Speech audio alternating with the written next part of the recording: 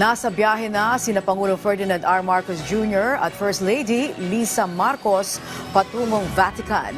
Ito'y para dumalo sa nakatagdang libing ni Pope Francis bukas. Ayon kay Palace Press Officer, PCO Undersecretary Attorney Claire Castro, itinalaga sina Executive Secretary Lucas Bersamin, Justice Secretary Jesus Crispin Remulla at Agrarian Reform Secretary Conrado Estrella III bilang caretakers ng pamahalaan habang nasa labas ng bansa ang Pangulo. Samantala, isang executive committee naman ang binuo ni President Marcos Jr. sa bisa ng Special Order No. 424. Ito ang mamamahala sa araw-araw na operasyon ng Office of the President habang wala ang Pangulo sa bansa para matiyak ang patuloy na serbisyo ng pamahalaan.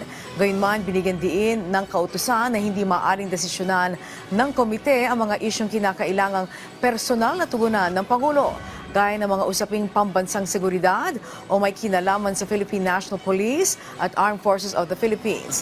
Nakakapaloob din sa kautusan na kinakailangan magsumite ang komite ng written report sa lahat ng kanilang aksyon sa loob ng 5 araw mula sa pagbabalik ng Pangulo.